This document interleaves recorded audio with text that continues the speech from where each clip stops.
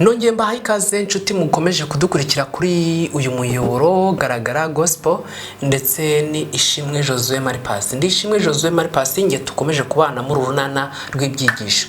Ejo twarebera hamwe icyigisho kijyanye no kureba wenda uburyo abantu bashobora kwitwara by'umwihariko muri iki kinyejana kigoye. Uyu munsi tugiye kurebera hamwe icyigisho cya kabiri muri Matayo igice cya 24 umurongo wa 12. Yesu arimo yigisha abigishwa be abasobanurira ibyo kurangira ku isi ndetse n'iherezo rya byose.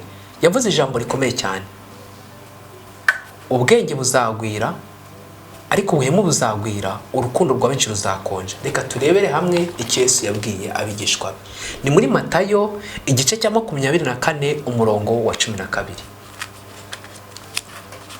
Matayo 24 umurongo wa 12.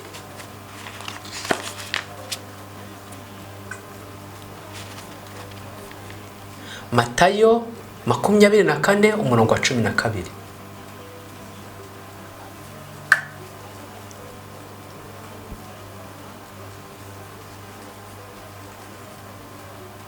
Ku murongo wa 11 tugiye kwibaza ikibazo ngo kuki urukundo rwakonje. Iyi minsi mikuru niriye somo itwereka. Kuki urukundo rwakonje, iminsi mikuru nahe masomo itwereka. Matayo igice cya 24 ndahera ku murongo wa 11 haravuga ngo n'abahanuzi benshi b'ibinyoma bazaduka bayobye benshi. Ku murongo wa 12 niwo nshaka kugeraho. Maze kuko ubugome buzagwira, urukundo rwa benshi ruzakonja. Urukundo rwa benshi ruzakonja, urukundo rwarakonje. Nahoze mvuga igitekerezo cy'umuntu runaka ushobora kuba ufite umuvandimwe banavukana mu maraso, banasa yewe bitasaba DNA test, uturemangingo sano cyangwa tw'imiterere cyangwa se indemangingo fatizo z'umuntu kurundi, uhita uyibona ukabona ko ari umuvandimwe we. Ariko akaba yarasigaye hirya watari yabona ubushobozi cyangwa kibana n'umubyeyi we, kuri wa babyeyi be n'ubundi atikoza kuko ashaka kurema igisekuru cy'abantu ngo basa neza, ya manipulation nahoze nkubwira. Kandi n'abakristo barimo ubu ngubu, mu bakristo barimo umuntu utakwikoza mama we na papa we ngo arabona baciriritse, akagira aho akoresha ubukwe cyangwa ibindi birori, akazana abandi bantu yakodesheje ariko ubona basa neza, akaba aribwira ngo ni se na nyina, akabambika rya kamba. Ubugoryi bw'abantu b'iki kinyejana. Urukundo rwarakonje. Iyi minsi mikuru izajya ibisosengura. Iminsi yabaye myinshi, ama Halloween nabonye mu Rwanda naho twarafashe byinshi, byose tubishyira hamwe. Turi kugenda tuzamuka cyane kuko isi yabaye secularization, ihuza muco. Ibintu biri kubera Papua Nouvelle Guinea nibyo biri kubera i Tokyo, nibyo biri kubera i Harare muri Zimbabwe, nibyo mu gitondo biri kubera i Burera, nibyo mu gitondo biri kubera mu Gakenke, nibyo mu gitondo biri kubi Kigali. Ibyo bintu biri kubera izambi y'Irusaka, nibyo ejo bizaba biri kubera Nicaragua, nibyo biri kubera i Oslo. Aho waba uri hose isi yabaye secularization. None ikintu cyitwa freedom cyo cyaremye ikindi kintu abantu batazikuramo cyo gukora ibintu by'ubugoryi abantu bose bakabishyigikira. Ibintu byose byabaye ahari birashoboka, mureke nibwo burenganzira bwe. Kugeza aho abantu bakora ibintu by'ubugoryi isi yose bireba, abantu bagira n'icyo babivuga, badashoboye kugira icyo babivugaho bakabyihorera, bakumva ko ari uburenganzira bwabo.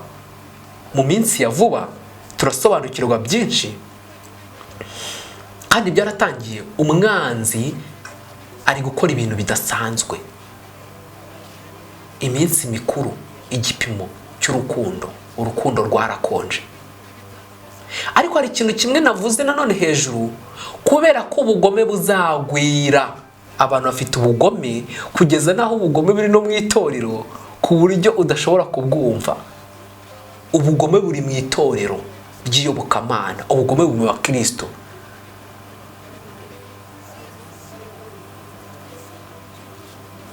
nimba mvuze abakristo ntago ndetse na Islam nimba uri kunkurikira mu Islam cyangwa undi muntu uri bimyizerere, ahubwo ni abantu bose baba mu by'iyobokamana.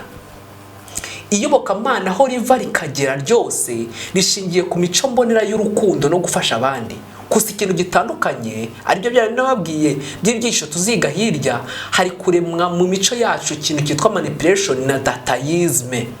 Nta yobokamana riri gukura mu bitekerezo, hari gukura ibyerekeye data cyangwa se uburyo bw'ikoranabuhanga buri gukura mu bitekerezo byacu, hanagakura na dark manipulation, fact zimeze zityo. Hari gukora filozofi, tura tugabane ni wanga bimeneke, akarusha kandi ubunini karakarya, udufi duto ni yabo ry'ibifi binini. Ngiki kintu kiri gukura capitalism. Nshaka kuba ku gasongero wowe ujye munsi y'ibirenge byanjye. Uzabibona no mu matorero aho berekana yuko kugira ngo umwana w'Imana cyangwa se ugaragaze yuko uri umuntu w'Imana, hari ibintu by'ingenzi ugomba kuba ubonye. Ndagusengera ujye muri Leta Zunze za Amerika, ndagusengera ubone umugabo w'umuzungu cyangwa wo mu diaspora, ndagusengera ugere kuri ibi n'ibi. Ngiryo iyobokamana rigezweho. Tuzasobanukirwa ukuri k'ukuri k'ubukristo bwo kuri Yesu yavuze. Yandavuga ngo mbese umwana w'umuntu azasanga kwizera ko kiri mu isi. Tugusesengure n'ukuri kw'ibisobanuro bw'ikinyejana cy'ubukristo bugezweho ubu ngubu. New Christianism giratandukanye cyane.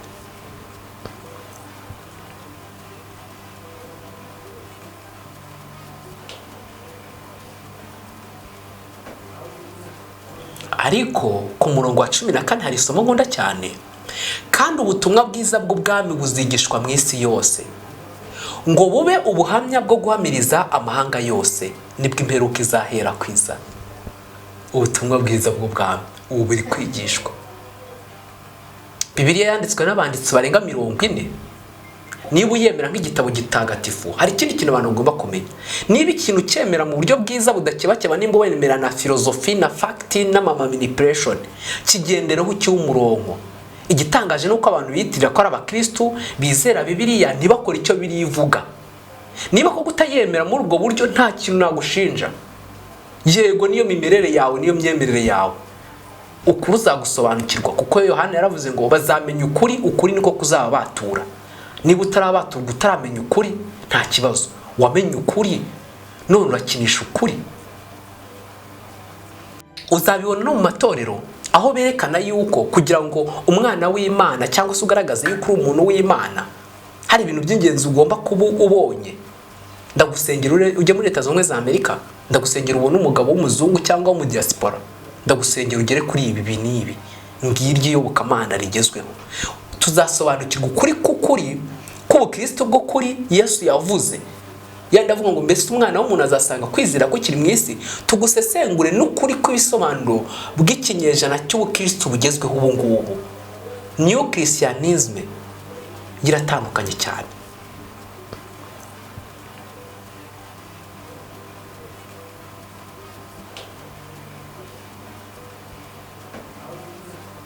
Ariko ku murongo wa 14 hari isomo nkunda cyane. Kandi ubutumwa bwiza bw'ubwami buzigishwa mu isi yose, ngo bube ubuhamya bwo guhamiriza amahanga yose, nibwo imperuka izahera kwiza. Ubutumwa bwiza bw'ubwami ubu buri kwigishwa. Bibiliya yanditswe n'abanditsi barenga 40. Niba uyemera nk'igitabo gitagatifu, hari ikindi kintu abantu bagomba kumenya. Niba ikintu cyemera mu buryo bwiza budakebakeba, nimba wemera na filozofi na fact na manipulation, kigendereho cy'umurongo. Igitangaje nuko abantu bitirira ko ari abakristo bizera Bibiliya ntibakora icyo biri ivuga. Niba ko gutayemera muri ubwo buryo nta kintu nagushinja. Yego niyo mimerere yawe, niyo myemerere yawe. Ukuri uzagusobanukirwa, kuko Yohana yaravuze ngo bazamenya ukuri, ukuri niko kuzaba batura. Niba utarabaturwa utaramenya ukuri nta kibazo, wamenye ukuri none urakinisha ukuri. Nabonye ibigeranyo bisekeje by'ubugoryi, bisekeje cyane kambivuga gutyo ko Yesu yarikoreshaga n'ubwo bintu by'ubugoryi. Abakristo, abakobwa b'Abakristo cyangwa abandi bantu, umuntu ushobora kumubaza ikibazo cy'imigaryo ngo ese ngo uracyari isugi, aho kumva ko zwisoni no kuvuga ko wenda atariyo, kandi ari umukobwa w'imyaka 10 20 ukumva isa kubaza ngo iwacu se bararoga. Ubwo mbese abantu bakora ibyiza nibo baroga, nibo bafite imico mibi. Umva icyo gitekerezo, umva ibyo bitekerezo. Niba wizera iyobokamana ry'ukuri kandi ibyo bintu ukabyumva nk'ukuri, tekereza icyo kintu kibuze. Umuntu umwe yatubwiye icyigisho, ugasanga abantu ba Kristo b'ukuri bagiye gusenga, bateguye gahunda runaka, ari kubaza undi ngo uyu mwenda ni sexe. Sexe ni iki? Ugiye gusenga Imana muri sexe? Sexe wills.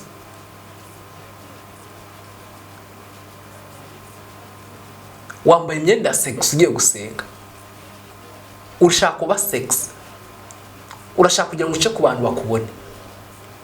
Ngo ubwo Kristo bugezweho, iminsi mikuru izadusobanura, urukundo ruzakonja kuko ubugome buzagwira. Navugaga ku cy'ubugome.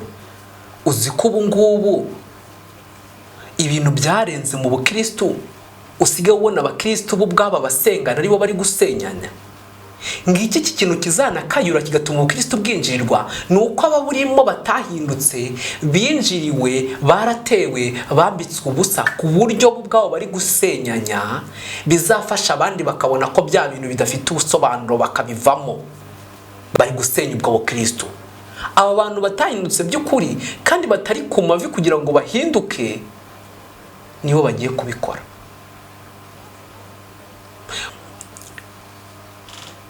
Ngo iki kirashize, ikindi gihe kiraje, ngo kandi tudakijijwe.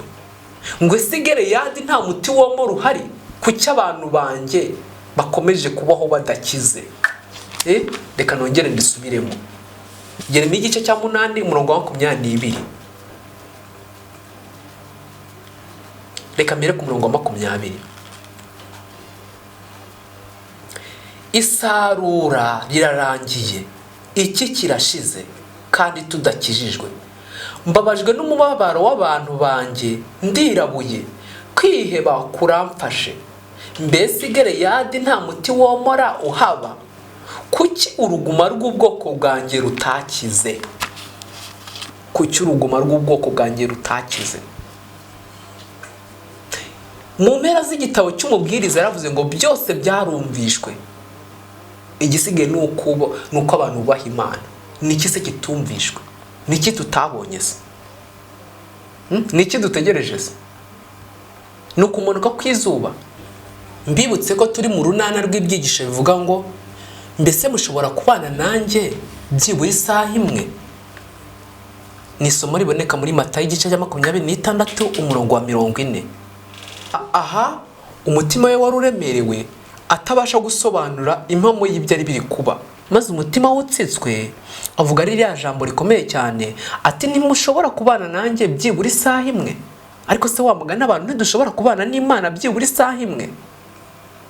Wabonye ukuntu abantu iyo babyutse batangira gukora kuri telefone, bagatangira guscrollinga ibintu bitandukanye, ari ugasanga abantu bari kureba ibintu by'ubugoryi, TikTok, Instagram, LinkedIn, Twitter, X, Thread, website, YouTube, Facebook. Ariko ntabwo umuntu yafata akanya nanone ngo arebeho content z'iyobokamana. Ahubwo ubusutwa bwaratumaze. Noneho new generation, Gen Z n'abandi bari kuza, bo noneho twatwawe ingamira, urunura hande ndushobora kubyumva. Iminsi mikuru izatwerekana urukundo rwarakonje. Urukundo rwakonje rute? Ibigeranyo nabonaga ko divorce ziri kwiyongera, ndetse hari mu bantu 100 bakingiwe na gitifu abizi yuko umwaka utaha ushobora kuzasanga 20-30 hari batakibana. Humvisha ikintu kibabaje. Ubundi si ubwo gushyingirwa n'ubundi gufite ubuhe busobanuro? Kandi abo bantu bose bagishingirwa ibyo bintu barabibwiwe. Ariko noneho gushyingirwa byo byaranatandukanye, bisigaye bitari uko uwo mwana yakuremeye cyangwa uwo mugiye kuzabana, ahubwo asigaye ari umuterankunga wawe. Uri kureba umuntu ufite akantu, umuntu umeze neza. hari ikindi kintu ngiye kuvuga noneho gikomeye cyane.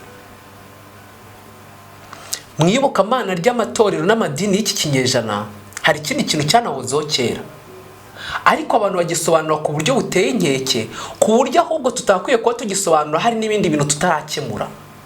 Uyu muntu uyu n'uyu ntiyajya mu iri torero, ajyanye n'amaharakubiri y'uko imyemerere y'iri itorero ryacu ribivuga. Ntabwo yagomba kujya ahangaha, agomba kujya aha. Niba agiye ahangaha turamugira dutya.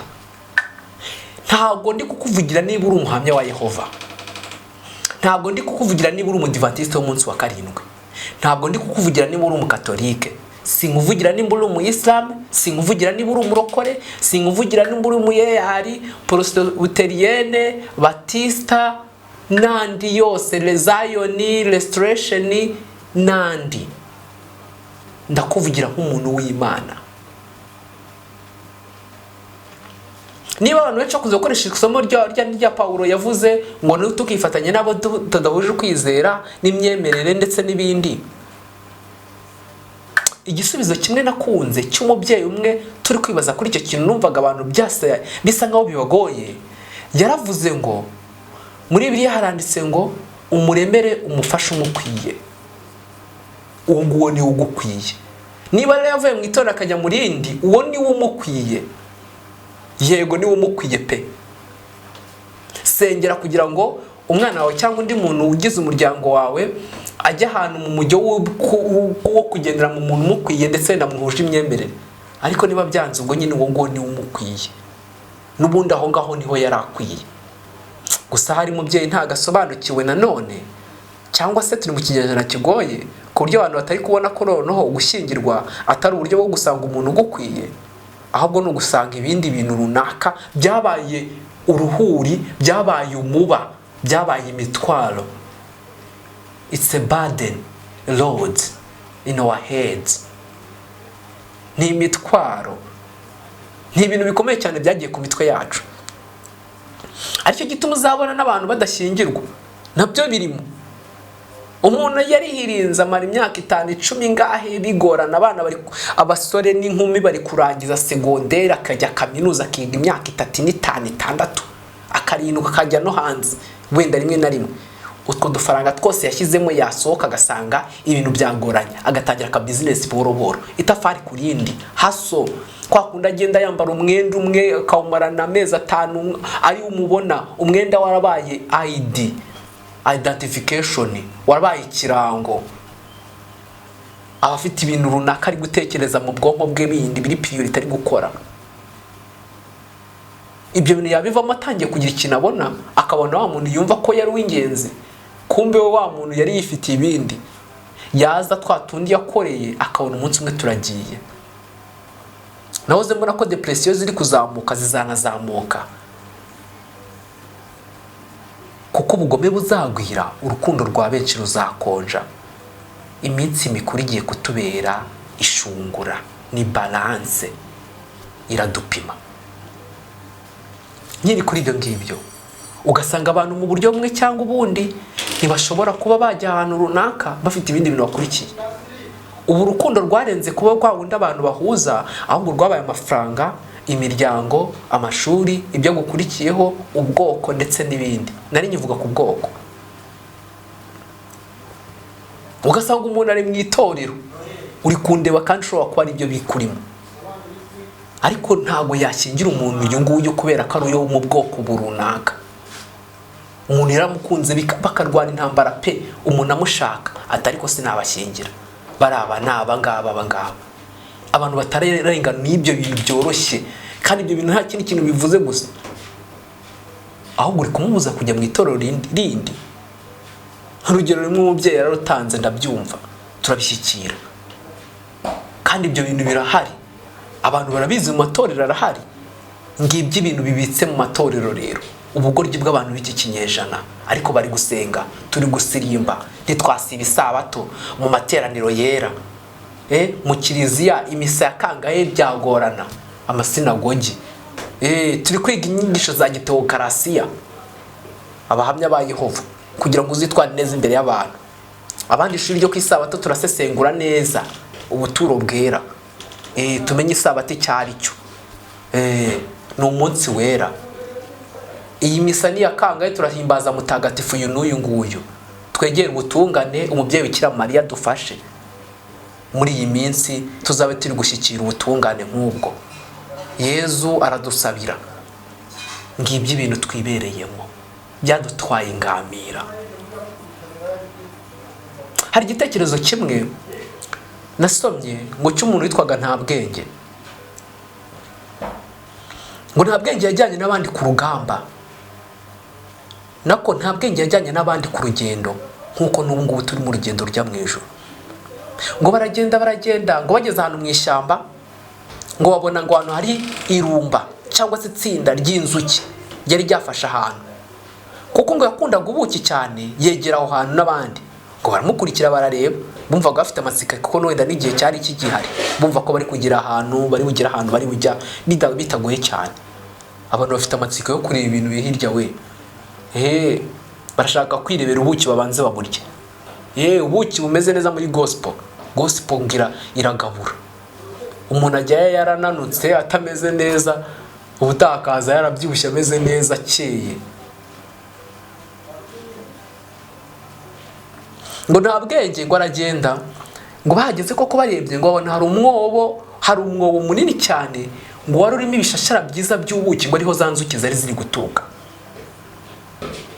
Ngo Ntabwenge nk'umuntu wakundaga ubuki, ngo yafashe indobo yari afite, ngo aramanuka, ngo abwira n'abo bagabo bari kumwe ngo mumanure njye kwishakira ubuki. Ngo Ntabwenge aramanuka ajya muri wa mwobo, ngo atangira guhakura ubuki rwose ngo neza, ngo inzuki ngo arukuru yazihungishije, ngo yarasanga akambi. Ngo arangije kurasa akambi, ngo za nzuki zirahunga. Ngo Ntabwenge atangira rero gufata bwa buki. Rya tara rero yari yarasheho akambi, ngo hari itara yamanukanye, ngo arishyira ahantu ku ruhande ukuntu, ngo atangira kuricumbesa za nzuki zimaze kugenda, ngo ubuki abushyiramo, ngo yuzuza indobo. Arangije kuzuza indobo, ahamagara umuntu wari uri hejuru ati namwoherereza umugozi ahambireho ya ndobo ye amuzamurira ubuki. Ariko ngo nanone uwo mugozi amuha abanza umwe nyine wawuzamukireho aza n'ubuki bwe. Wa muntu aramubwira ati se waretse nkabanza ukamubwo buki nkabuzamura, noneho iyi ndobo nyine ko nawe ndahita nkuzamura. Undi atoya, nshaka ko ngewe unzamura ubuki bwanjye ndazamuka mbufite. Niko abantu bameze. Yego, nshaka kuba mu itorero ariko mfite ya mico yanjye, ndi umuririmbyi mwiza ntago mwambura. Nshaka kuba mu ngewe ntambara uniform, mpimba indirimbo nziza zifasha. Nshaka kuba mu ngewe niyogosheshanya, nshaka kuba mu ngewe nambaranya, nshaka kuba mu ngewe nduyu nguyu, mbana n'iki gitsiko ngendana n'iri tsinda ry'aba bantu, ntago nshaka aba ngaba.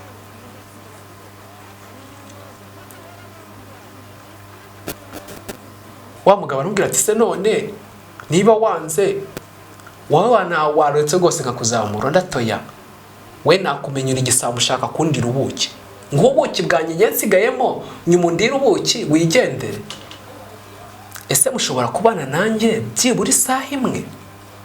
Ni urunana rw'ibyisho 8 tugeze ku cyigisho cya 2. Ndishimwe Josue Maripasi. Dukomeje igitekerezo, abantu baracyashaka kurya ubuki, ntago ashaka ubuki bwo mu butwara. Inganzo yanjye nimba munciye amazi ndajya gushinga itorero ryanjye. Kwarabibonye ibyo? Niba munciye amazi ndigira mu yindi korari. Nimba munciye amazi ntaho nabura ngo mbe pasteur yanjye mfite impamya bushobozi yanjye ya teologiya nzayijyana ahandi. Nimba munciye amazi imodoka yanjye yabatwaraga cyangwa ikibanza nabahaye cyangwa ibindi ndabitwara. Urukundo ruzakonja kuko ubugome buzagwira. Iminsi mikuru izabidusobanurira ibyo bihe byiza tubona. Uyu mugabo Ntabwenge yakomeje gushwana n'abantu bari inyuma, aravuga ati kwa mugani ko twifite ahantu tugiye. Uyu muntu twaba tubona adashaka no kuza, we tukamubwira ati reka tumuzane akagorana, akavuga ati reka mumanze ngiye munzane ngiye ndazana n'ubuki bwanjye. Akabanze kubwo buki bari two tuzamurana ariko tukamuzana nyuma, bimeze bite? Reka twigende. Bavuga bati turagiye. Ati nawamenye ati nimba ariyo tekinike mwashaka gukoresha yo kurya ubuki bwanjye ni mukiburiye, mwabisambo mwe ni mugende. Babaga barigendera bari kumwe na Ntabwenge. nta bwenge, atangira kurwana intambara yo kugira ngo yizamure ku mugozi runaka yigeze hejuru. Ubwo yizamuraga yakomye kuri rya tara yari ari gukoresha, inzuki zahunze riramanuka no mu mwobo ryikubita hasi rihita rizima. Rizimye ubwo urumva ubushyuhe n'umwotsi wari ugiye, za nzuki zaragarutse. Ubwo iyo rero zije wari wanazihakuye, urumva yaraniye n'ubuki n'ubundi bwamugiyeho, ibyo zamukoreye murabyumva. Yaratatse cyane ati nta wantabara, abagabo bari bigendeye. Ngiki gitekerezo cya nta bwenge. Ibi bishatse kuvuga iki? Twatwawe ingamira ku buryo abantu badashobora no gushyikira, kwibuka, gutekereza ku kintu cy'ingenzi bakeneye ndetse kijyanye n'ubuzima bwabo, ahubwo bahaye inyungu cyangwa se bari kurebera mu ndorerwamo y'inyungu z'ibyo bo babonye. Ngibi bintu mu itorero bihari. Rinkorera ibi ngibi mbe gutya. Abantu bashaka kubakiramo izina, abantu bashaka gukoreramo ibikorwa runaka, ariko batazi ibyabazanye kuri mu itorero. Niho na cya kintu uzabona amatorero yarabaye menshi. Uwo wumvaga adahuje n'abandi yigiraga gushinga irye, aka business karyoshye n'itorero. Nababwiye iby'igitekerezo cyanditswe n'umugabo witwa Yuval Noah Harari, igitabo cyitwa Homo Deus. Umuvandimwe rero, ngera ku musozo muri iki cyigisho, urukundo rwa benshi ruzakonja, iminsi mikuru izatugaragaza. Ubwo turi mu gihe cy'ishungura, muri iki kinyejana kigoranye cy'ikoranabuhanga ryihuta ndetse n'inyungu kuri buri kintu cyose, ni give and get, ni donadone. Niba uri umukristo ukuri, umukristo ariko muri bwa buryo bugufasha kandi bufasha abandi. Menya icyo ukwiye gukora ndetse n'icyo wakora indi nyoko muntu kugira ngo turusheho kugera ku murongo mwiza. Imana y'amahoro ibeze rwose, kandi mwebwe abagize imiryango yanyu ndetse n'abandi murindwe kugira ngo mutabone kwaho umugayo ubwo umwami Yesu agiye kuza. Reka dusenge. Nyagasani Yehova Mana ikomeye, tugushimiye ukuntu wakomeje kubana natwe mu bihe bigoye, ubana natwe mu bihe twishimye, mu bihe tubabaye, uri umucunguzi wacu kandi udutegurira ibyiza. Twishimira ko watubwiye ko tugutabaza ukadutabara, kandi ko utwereka ibikomeye biruhije twe tutamenya, aho urukundo rukonje kandi byatewe no kubugome buri kugwira. Duha urukundo nyakuri rutagira ikigombero, duha urukundo nyakuri rudafite kondisiyo. Dufashe kwiyumvamo ikiremwa muntu, reka twiyumvemo buri muntu, reka twiyumvemo urukundo rwa wundi watugiriye. Tuba abakristo koko ba Kristo, tari abakristo bizina, kugira ngo nitugaragaza urukundo tuzabe dusubiza byose, maze ubwo ugiye kuzaza tuyishime kugusanganira. Urukundo buri muntu wese uri kureba iki kiganiro, muhozeho umutima kandi umugenere umukwiye. Dufashe kubw'imbabazi zawe, ibyo tutagezaho isengesho rigufiya, ibyo tutagezaho intekerezo zacu nk'abantu batekereza hafi, ubiduhere ubuntu mu izina rya Yesu. Amina. Reka tuzabane mu kindi kiganiro rero cy'umunsi ukurikiyeho. Ciao ciao. Mugire Imana n'amafaranga, mugire impagarike n'ubugingo.